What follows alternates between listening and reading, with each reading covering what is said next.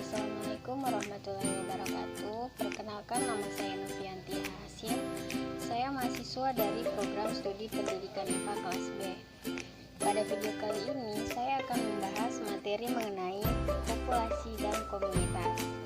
Nah, pada materi populasi kita akan membahas mengenai yang pertama ada konsep populasi, yang kedua dinamika populasi, yang ketiga pola penyebaran populasi, yang keempat yaitu struktur populasi, dan yang kelima adalah faktor pembatas populasi. Sedangkan pada komunitas kita akan membahas yang pertama ada konsep komunitas, yang kedua ada pola-pola komunitas, dan yang terakhir yaitu struktur komunitas. Konsep populasi. Populasi berasal dari bahasa Latin yaitu populus yang berarti penduduk atau rakyat. Di dalam pelajaran ekologi, yang dimaksud dengan populasi adalah sekelompok individu yang sejenis. Konsep populasi secara sederhana diartikan sebagai suatu kelompok organisme, hewan atau tumbuhan yang mampu melakukan persilangan di antaranya menempati suatu ruang atau kawasan tertentu. Selanjutnya ada dinamika populasi. Nah, dinamika populasi ialah perubahan ukuran yang terjadi pada suatu populasi dalam suatu habitat pada setiap waktu tertentu.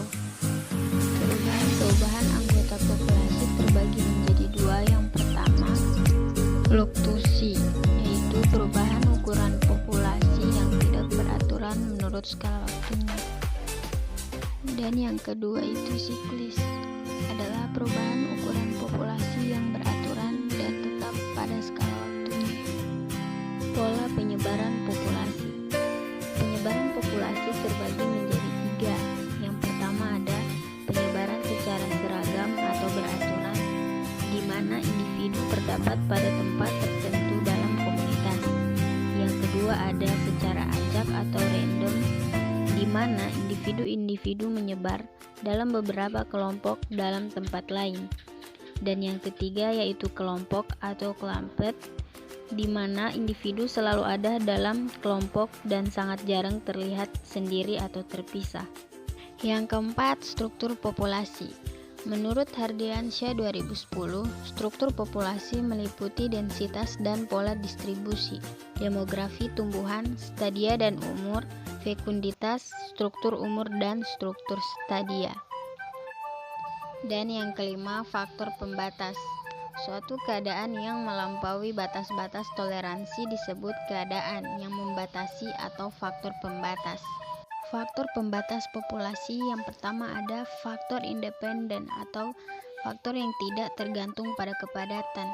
Contohnya faktor iklim, angin ribut, faktor cahaya, dan sebagainya. Dan yang kedua yaitu density dependent atau faktor yang bergantung pada kepadatan. Contohnya yaitu faktor biotik, misalnya kompetisi, parasitisme, patogen, natalis, dan sebagainya. Nah, berikut pembahasan mengenai komunitas. Yang pertama ada konsep komunitas. Jadi, komunitas adalah kumpulan populasi makhluk hidup yang saling berinteraksi dan tinggal di suatu habitat. Setiap komunitas tidak harus menempati daerah yang luas.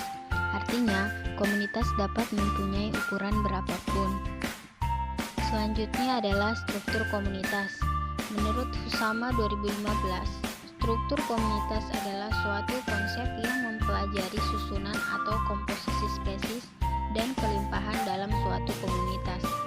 Struktur tersebut terbagi menjadi tiga. Yang pertama ada kualitatif, yang kedua kuantitatif, dan yang ketiga sintesis.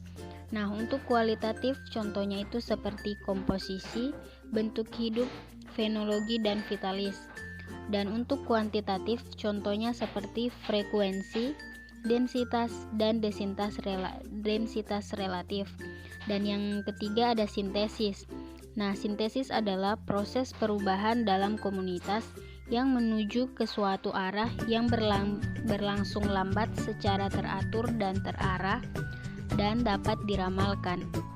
Yang terakhir, pola-pola komunitas. Jadi pola komunitas ada 8. Yang pertama, pola stratifikasi, 2 pola zonasi, 3 pola kegiatan, 4 pola jaring-jaring, 5 pola reproduktif, 6 pola sosial, 7 pola koaktif, dan yang terakhir pola stokastik.